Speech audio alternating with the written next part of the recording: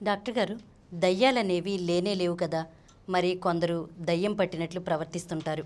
ఇందులో ఉన్న రహస్యం ఏంటి? ప్రమిళ, దెయ్యం అనేది లేదు.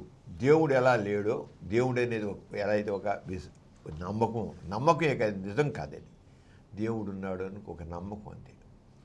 ఆరోగ్యం దెయ్యాల గురించి కూడా ఒక నమ్మకం, దెయ్యాలు ఉంటాయని. కానీ ఆ నమ్మకం నిజం కాదు, ఊహ మాత్రమే. కానీ సమాజంలో, వ్యక్తుల్లో ఇది ఎంత పాతుకుపోయిందంటే, ఓ మనిషి ఏదైనా ఒక కారణాల వల్ల, ఒక మానసిక కారణాల వల్ల కానీ దేవుని కానీ కాస్త విలక్షణంగా ప్రవర్తిస్తే, వీడి గాలి పట్టిందిరా, ఈ దెయ్యం పట్టిందిరా అంటారు. వాడు ఏదైనా పిచ్చి పిచ్చిగా మాట్లాడుతున్నారు, పిచ్చి అంటాం మనం. మామూలుగా పిచ్చి అనాలి. వాడు ఎవడన్నా అర్థం పర్థం లేకుండా ఏదేదో మాట్లాడుతుంటే పిచ్చివాగుడు అంటాం. మనం అంటాం మామూలుగా అర్థం పర్థం లేక మాట్లాడితే పిచ్చివాడు అంటాం. అదే కొద్దిగా ఓవర్గా మాట్లాడుతుంటే ఏదో పిచ్చి పిచ్చి గంతులు వేస్తూ తను ఏం చేసినా తనకే తెలియనప్పుడు చేస్తే, ఇప్పుడు పిచ్చివాడు ఏమంటాం, వాడు తెలుసు వాడు అలా వాగుతున్నాడని, కానీ పిచ్చివాడు అంటాం. కానీ పిచ్చి పట్టినవాడు, వాడికి తెలియదు నేను ఇలా చేస్తున్నాను, వాడు తెలియదు. వాడికి ఆ సెల్ఫ్ అవేర్నెస్ వాడిలో ఉండదు. ఆ రంగా వాడు మరో మనిషిలాగా మారిపోతాడు. వాడు విలక్షణంగా మాట్లాడుతుంటాడు. దానికంటే సబ్కాన్షియస్ మైండ్లో ఉన్న రకరకాలన్నీ భయాలు, అనుమానాలు, బాధలు, ఇవేమి కాదు, ఇన్నేనే కాదు, ఇన్ని రకాల యొక్క కాన్ఫ్లిక్ట్స్ ఉంటాయి, అన్నీ ఉంటాయి. వాటి వల్ల అది వెంటనే ఏమైపోతుందంటే డిఫరెంట్గా ఒక విలక్షణ వ్యక్తిగా మారిపోతాడు. తను ఏం చేసినప్పుడు తెలియని స్థితి. నిజంగా మన మైండ్ నుంచి అదొక మిస్టరీ. ఒకటే వాడు చెప్పాలి, మనసు అనేది ఒక మిస్టరీ. అది ఎలా ప్రవర్తిస్తుందో తెలుసుకోవడం చాలా కష్టం. ఆ మిస్టరీయే దెయ్యం పడడంలో కూడా. పిచ్చిగా అంటే మనసు అవుట్ ఆఫ్ కంట్రోల్ అయిపోతుంది. ఇప్పుడు వాడు ఉంటాడు, పిచ్చిగా అరిచేస్తాడు కోపం వచ్చేసి. వాడు అరవకూడదు, కానీ అరవడం తప్పని కూడా తెలుసు. కానీ ఒక్కోసారి రెచ్చిపోయి పిచ్చిగా చేస్తాడు. అంతా పైగా చివరికి మాత్రం తర్వాత ఎప్పుడు రిలైజ్ చేస్తాడు, నేను అనవసరం మాట్లాడా, ఎందుకు అలా అరిచాను నేను, తప్పు కదా అనుకుంటాడు. అంటే అక్కడ వాడి మెదడులోని ఆలోచనలు వాడిని కంట్రోల్ లేకుండా చేసేసాయి. అంచేది నోటుకొచ్చి వాయిస్తాడు, నోటుకొచ్చి అరిచేసాడు, నోటుకొచ్చి చేశాడు. అది ఏం చేసింది? మన మెదడు చేయించింది. మెదడు విలక్షణంగా ప్రవర్తించడం. అలాగే దెయ్యం పట్టడం కూడా అంతే. దెయ్యం పట్టడంలో అనేది వాడికి అసలు తెలియదు. వాడికి ఒక మనసు ఒక రకమైన మానసిక సంఘర్షణకి లోను, మానసికంగా రకరకాలన్నీ ఆలోచనలకి, బాధలకి, వీటికి గురి అయిపోతుంది. అప్పుడు అవుట్ ఆఫ్ మైండ్ అయిపోయింది అంటాం. అవుట్ ఆఫ్ మైండ్ అయిపోయి, మన తెలుగు ఇంగ్లీష్ చక్కగా వాడుంది, అవుట్ ఆఫ్ మైండ్. మన కంట్రోల్, మనసు మనకేంటో ఏం చేస్తాం మనకే తెలియకుండా మనం చేస్తాం. అవుట్ ఆఫ్ మైండ్ అయిపోయి ప్రవర్తించేదని దెయ్యం అంటాం. అవుట్ ఆఫ్ మైండ్ అలా విలక్షణ ప్రవర్తించాలంటే మనలో తెలియకుండా దెయ్యం పట్టుతుంది, పడితే మనిషి అలా చేస్తాడు అని. ఇప్పుడు బాణామతి చేతబడిలో వాళ్ళకి బాణామతి వేసి ఎవడో ఒక మంత్రప్రయోగం చేస్తాడు. ఆ మంత్రప్రయోగం కూడా మనిషి విలక్షణ ప్రవర్తిస్తారు, ఆడు వెళ్ళైపోతాడు అడగల. ఆ భయం వాళ్ళు ఒక్కోసారి లేదని వస్తే, వాడికి ఏదైనా జరిగితే కడుపు నిప్పుచాం, అమ్మో నాకు ఎవరో బాణం, నా గుండె నిప్పుచాము, నా మీద ఎవరో బాణం చేశారు, చేతబడి చేశారు అని భయపడిపోయి ఇంకా విచిత్రంగా ప్రవర్తిస్తారు.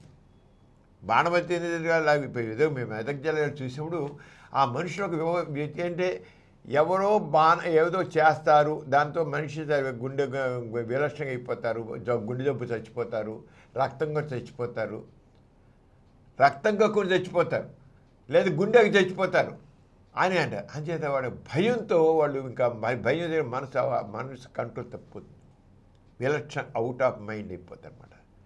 అది ఆరంగాన్ని దెయ్యం పట్టుకురాలండి. ఈ బాణామతి చేతబడి మనుషులు చాలా విలక్షణంగా, తర్వాత మళ్ళీ వాళ్ళకి కొంచెం శాంతంగా వెళ్ళి మళ్ళీ మామూలు ఆరంగాన్ని దెయ్యం పడడం కూడా. ఈ దెయ్యం పడడం కొందరు చాలా విలక్షణంగా మారుతారు. ఎంతో అవుట్ ఆఫ్ మైండ్ ఉన్నాం కానీ విలక్షణంగా పడతారు. పిచ్చిగా చూస్తారు, పిచ్చిగా అరుస్తారు, పిచ్చిగా గొంతులేస్తారు. చుట్టూ ఉన్న వాళ్ళ గురించి ఏమీ పట్టించుకోరు. ఎందుకు అవుట్ ఆఫ్ మైండ్ పేరు కదా, ఏం పట్టించుకోరు. ఇటువంటి విలక్షణ ప్రవర్తన చూసి దెయ్యం పట్టిన భావిస్తారు. కొందరు జుట్టు పీక్కుంటారు, బట్టలు పక్కన తీసేస్తారు, అని చేసే ఆడవాళ్ళు రవి చింపేసుకుంటారు, చీర తీసేస్తారు. ఏం చేయాలి వాళ్ళకి తెలియదు. దెయ్యం పట్టిందనే తక్కువ నీళ్ళు ఎప్పుడే చూసావు, నీకు దెయ్యం పట్టిందిరా అని భావించ భూత విద్యను పిలుచుకొస్తారు. ఈ భూత విద్యుడు వాడు ఏంటో పెద్ద మంత్రాలకి వాడికి ఏంటి, వాడు ఒక పనికిరాని మంత్రాలు తీసుకొచ్చి చదువుతాడు. భూతం పిలవడమో భూతం తీసుకురావడం చేస్తారు. భూత వైద్యుడు అర్థం కాని పదాలతో ఏవో మంత్రాలు తెప్పిస్తాడు, సాంబ్రాణి ఇంత వేస్తాడు, సాంబ్రాణి వేసేసి బాగా వేసి గాలి ఆడుకొని చేసి పరేస్తాడు. దాన్ని మగాన్ని తీసుకెళ్ళి పెట్టేస్తాడు. మగాన్ని సాంబ్రాణి పొగ తీసి దీని నిప్పు ఉంటుంది, ఆ నిప్పు తీసుకెళ్ళి దాంట్లో వేసేసి సాంబ్రాణి ఉంటావు పోతావు, వెళ్తావా అంటాడు. ఈ జుట్టు పట్టుకొని పీకుతుంటాడు, ఆ గుడి కర్రని మెడకేస్తాడు, పీకుతుంటాడు. ఎవరికైతే మనిషికి వేసి దెయ్యానికి వేసినట్టుగా వాడు చేస్తాడు. వదులుతావా ఆ జుట్టు పీకేస్తుంటాడు, నాన్న హింస చేస్తుంటాడు వాడు. చివరికి ఉక్కి బిక్కిరైపోతుంది, స్పృహ తప్పు. ఎంతసేపు ఓపిక ఉంటుంది, స్పృహ పడిపోతుంది. అప్పుడు ఆమెలో ఓపిక పోయాక కింద పోతాక తర్వాత ముఖాన్ని విభూతి పెట్టి ఇంటికి తీసుకోండి, మాలైపోతుంది, కింద వదిలేసింది, ఇది అలసిపోయింది అంతేను, దేవుడు వదిలేసినంటే ఇంటికి పోయి పడతాడు. కానీ మళ్ళీ కొంతకాలానికి మళ్ళీ కథ మొదలు. మళ్ళీ అప్పటికి ఆ ఎపిసోడ్ పూర్తయింది, మళ్ళీ ఒక ఎపిసోడ్ మళ్ళీ మొదలవుతుంది. ఎపిసోడ్ మనకి ఎలా అయితే యూట్యూబ్లో అట్లా ఒక ఎపిసోడ్ మళ్ళీ ఇంకో ఎపిసోడ్ వస్తుంది ఇస్తావా, ఆరగానే ఆ ఎపిసోడ్ అప్పుడు అవుతుంది, ఇంకో ఎపిసోడ్ మళ్ళీ మొదలవుతుంది అన్నమాట. ఇంకా మళ్ళీ వచ్చి మళ్ళీ దెయ్యం వదలలేదు, ఇంకా ఉంది అంటారు, మళ్ళీ ఇంకో భూత చేయగలుగుతారు. లేకపోతే ఇంట్రెస్ట్ని అక్కడ భూత ఇంత చేశాడు, ఇంకా చీపులు ఇసి కొడతారు, చీపులు పోతా ఏంటి మమ్మల్ని వదిలిపెట్ట పిచ్చి బాతారు, చెప్పులు ఇసి కొడతారు, చీపులు ఇసి కొడతారు, కర్రబడి కొడతారు. అవన్నీ మా నాన్న మనిషే దెయ్యం కొట్టినట్టు కొడతారు. అంటే ఆ మనిషి దెయ్యం పట్టిన అందు, ఈ మనిషి ప్రవర్తనని పక్కన వాళ్ళు దెయ్యం పట్టిన అనుకుంటారు. నాకు దెయ్యం పట్టింది అని అదేం అందు. దాన్ని విలక్షణంగా ప్రజలు విలక్షణంగా మాట్లాడి విలక్షణంగా నవ్వుతూ విలక్షణంగా ఇస్తుంది. ఇదంతా ఏంటి, తన మనసులో ఉన్నటువంటి కోపము, అసూయ, ద్వేషము, ఇవన్నీ అలా రంగరించి తను ప్రవర్తిస్తుంది. తనకి ఏదో ఒక మానసిక వ్యధ ఉంది, చెప్పలేని బాధ ఉంది, బయటికి చెప్పలేకపోతుంది. ఆ ఎప్పుడైతే మానసికంగా చెప్పలేని బాధ మనసులో రగులుతూ ఉంటుందో ఇక అవుట్ ఆఫ్ కంట్రోల్ అయిపోతుంది, అవుట్ ఆఫ్ మైండ్ అయిపోతుంది, అవుట్ ఆఫ్ కంట్రోల్ అయిపోతుంది, విలక్షణంగా ప్రవర్తిస్తుంది.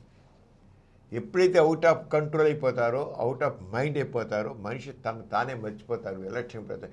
ఏం చేసిన వాళ్ళకి తెలియదు. కానీ వీళ్ళు బయట అనుకుంటారు, దెయ్యం అనుకుంటారు.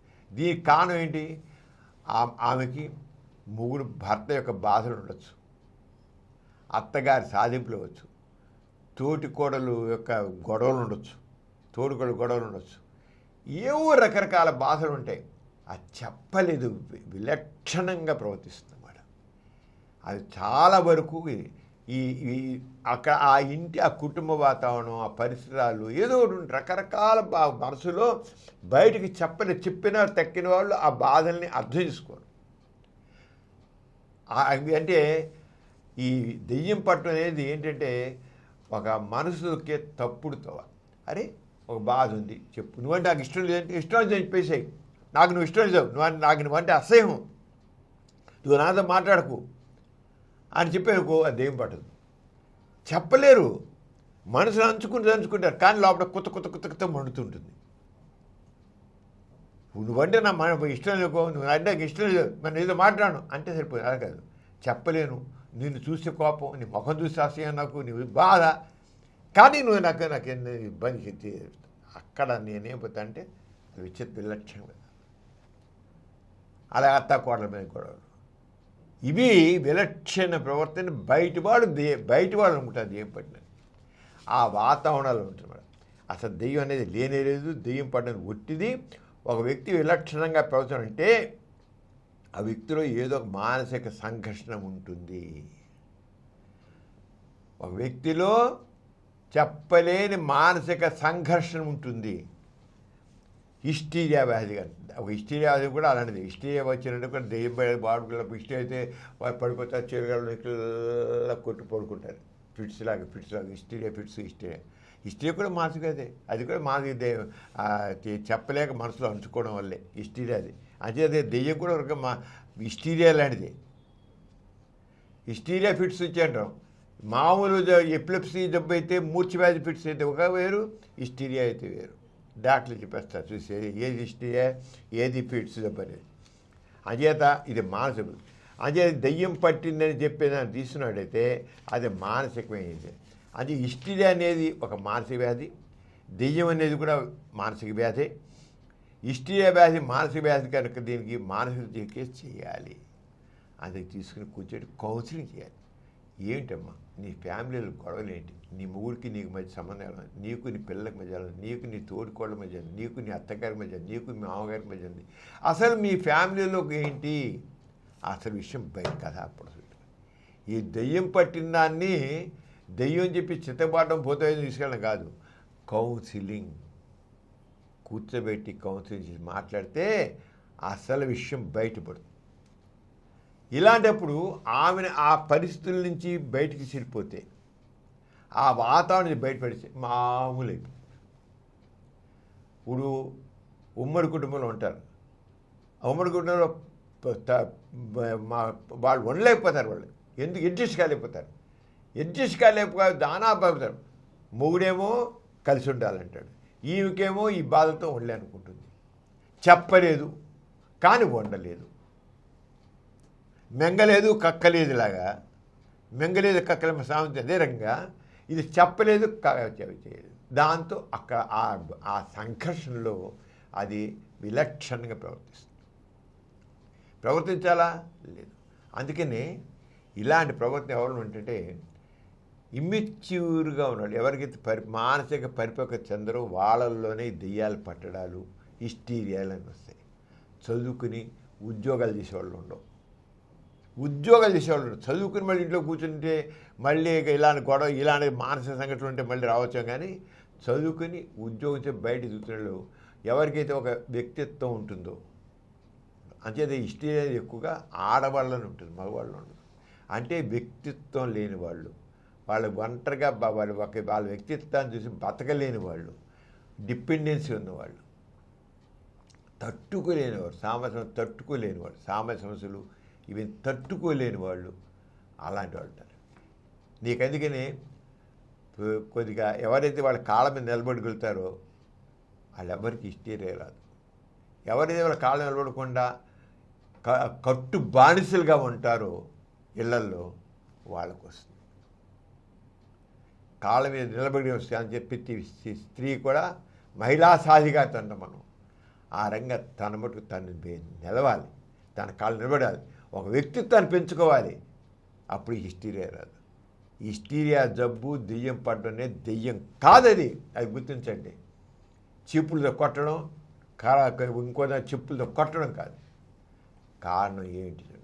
ఆ పరిస్థితులు బయటికి చెడిపోతే అంచేత ఎప్పుడైనా సరే ఉన్నవాడు పక్కన కాకుండా ఆ పరిస్థితుల నుంచి ఆ ఉన్న పరిస్థితులను దూరం చేసేసి ఆమె కోరికల రకంగా ఆమె కోరిన రీతిగా మనం చేస్తే ఈ జబ్బు ఉండదు, దెయ్యం పట్టదు. దెయ్యం పట్టడం అనేది ఏంటి? మానసికమైనది.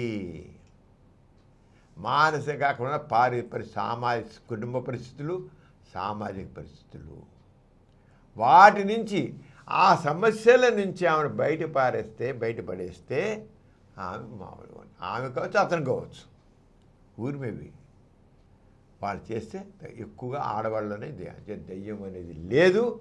దెయ్యం బట్టి ఎవరైనా ప్రవర్తిస్తే తప్పకుండా ఏదో ఒక మానసిక సమస్య ఉంటుంది. అది చెప్పలేనిది అవుతుంది, చెప్పలేకపోతుంది, చెప్పినా అది అయ్యేట్లు ఉండదు. అప్పుడు ఆ మానసిక సంఘర్షణలోనే ఆమె విలక్షణంగా, ఆమె కావచ్చు అతను కావచ్చు, విలక్షణంగా ప్రవర్తిస్తారు. అదే కొద్ది పరిపక్వత మనిషి అయితే, నాలెడ్జ్ మనిషి అయితే అలా ప్రవర్తించడం, దెయ్యాలు పట్టడం ఉండదు వాళ్ళకి. ఈ కార్యక్రమం మీకు ఎంతో నచ్చింది కదా. ఇటువంటి మరిన్ని వీడియోల కోసం అనతి కాలంలోనే 21 కోట్ల వ్యూస్ సాధించిన సమరం ఛానల్ సమర్పించు పాజిటివ్ ఎథియిజం తెలుగు ఛానల్కు సబ్స్క్రైబ్ చేయండి, లైక్ చేయండి, మీ ఫ్రెండ్స్కి షేర్ చేయండి. అలాగే ప్రక్కనున్న గంట సింబల్ని ప్రెస్ చేయడం మర్చిపోకండి.